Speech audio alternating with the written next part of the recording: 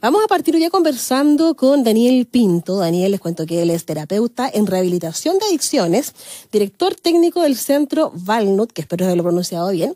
Y con él hablaremos hoy día acerca de aquellas cosas a las que hay que poner foco, atención, cuando uno se excede un poquito en el consumo de alcohol, sobre todo en estos días, ¿no? Es que estamos en fiestas patrias y nos falta quien de repente se excede un poquito ahí con el alcohol.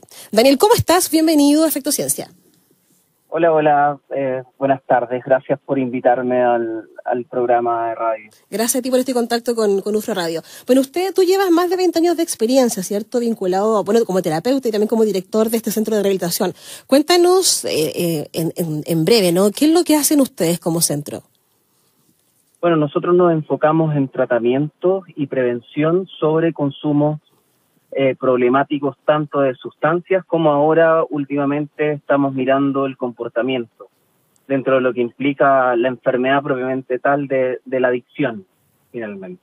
Perfecto. Oye, cuando te refieres a comportamiento, te refieres a comportamiento en el contexto de una adicción, ¿cierto?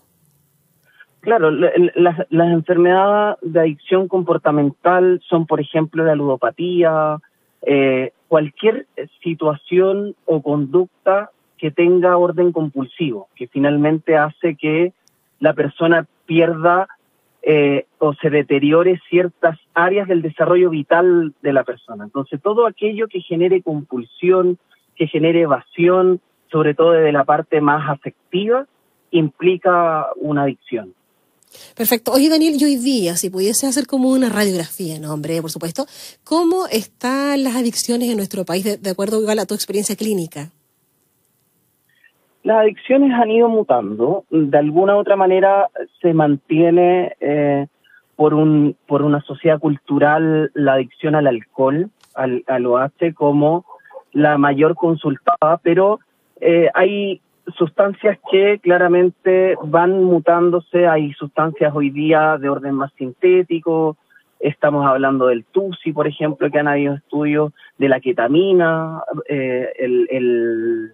la droga zombie también, que es el fentanilo, por ejemplo, que aún no llega en supremacía acá a Chile, pero sí se está mirando que existen siempre una baraja de sustancias que van en el mercado negro saliendo de alguna forma. Entonces existe también la satisfacción inmediata que está muy pro con respecto de la propia enfermedad. Oye, en cuanto a las edades, ¿cuál es el panorama? El panorama,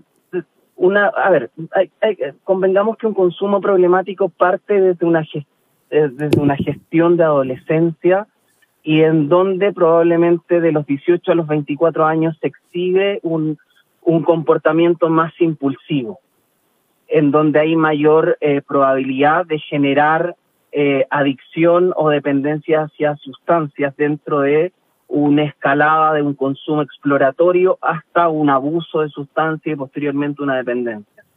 Yo diría que en ese rango está puesto más como el riesgo, pero hay una gran porcentaje de personas que ya tienen cierta edad, estamos hablando hasta incluso 70 años, que igual siguen consultando por consumo problemático. Sí, claro. Oye, Daniel, bueno, en estos días, ¿no? El brindis es parte, ¿no?, de nuestra identidad nacional también. Tú también como terapeuta, ¿cómo se aborda este desafío de desnormalizar el consumo excesivo de alcohol sin que esto choque, sí, con las tradiciones? Sí, a ver, como hemos mencionado, nosotros vivimos en una cultura y acá en Chile somos un país vinícola, somos un país donde la chicha, en estas fiestas patrias, todo lo que tenga que ver con cierto, se aumenta más el permiso de consumo. Podríamos decir que en estas fechas se desarrolla o se gatilla consumos problemáticos más aún, pero en realidad yo te podría decir de que salen a la luz finalmente las personas, adolescentes, jóvenes, personas adultas que ya tienen instalada la problemática. Por lo tanto, existe mayor permisividad a nivel cultural y tradición de poder permitirse tomar. Por ejemplo, incluso hasta yo me acuerdo antiguamente en mi adolescencia que estaba la noción de que podías tomar en la calle, siendo que eso es ilegal, por ejemplo, de tomar en la vía pública. Claro. Oye, y también desde tu experiencia clínica, ¿frente a qué señales tempranas uno debería reconocer que requiere ayuda, ¿no? Que requiere en el fondo pedir ayuda? Mira, excelente pregunta, porque justamente hay dos ramas que yo sugiero que poner alerta. La primera es cuando de alguna otra manera existe cierto aislamiento, si estamos hablando de un adolescente, de acuerdo a grupos de pares que consumen, de alguna manera una poca posibilidad del manejo emocional sobre ciertas situaciones que le ocurren desde la niñez hasta la edad que tenga la persona, el adolescente. Y en el caso del alcohol, particularmente del alcohol, yo creo que una gran distinción es cuando la persona toma para lograr la embriaguez. Es decir, no toma para compartir ni para recrearse, sino busca inmediatamente estar arriba del balón, como se dice. Como el objetivo. Eso yo creo que es un buen punto a poner en cuenta. Ya, súper bien. Oye, Daniel, cuando ustedes hablan de que que cada exceso deja huella en el cerebro. ¿Cuáles son los cambios, si pudiese explicarnos en fácil, ¿no? Los cambios neuroquímicos que se observan en aquellas personas que tienen un uso reiterativo y exceso de alcohol? El alcohol en sí es un depresor del sistema nervioso central. Droga es toda sustancia que altera el sistema nervioso central. Y cada droga, cada sustancia, e incluso en los comportamientos hay, por ejemplo, una liberación dopaminérgica en un neurotransmisor del placer, que está súper asociado a lo que tiene que ver con el circuito de recompensa. En el alcohol propiamente tal, lo que hace es deprimir el sistema nervioso central, por lo tanto ralentiza a la persona. Muchas veces el alcohol suele originarse personas que tienen timidez en su personalidad, sobre todo adolescentes, que les cuesta socializar, les cuesta conocer gente, etcétera, y el alcohol como que les coloca el corazón un poquito más grande, ¿cierto? Y comienzan como a entender como esta pócima mágica la posibilidad de usarla para las carencias de personalidad que tienen. Entonces, claro, a nivel cerebral, lo que hace el alcohol deprime a largo tiempo de una dependencia.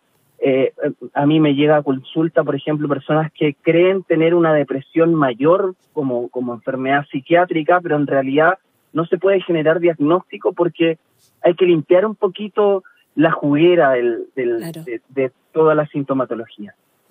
Oye, Daniel, y tú, con 20 años de más de experiencia en tratar, ¿cierto?, personas con adicción y estar en este mundo, me imagino que también tienes súper clara la película respecto a aquellas cosas que funcionan o que no funcionan, porque muchas veces cuando están estas campañas, ¿no?, campañas que te advierten que el alcohol no te hace mal, o en cigarro, en diferentes tipos de sustancias, da la sensación, no tengo datos para poder corroborar esto, pero que estas campañas no son tan efectivas, ¿no?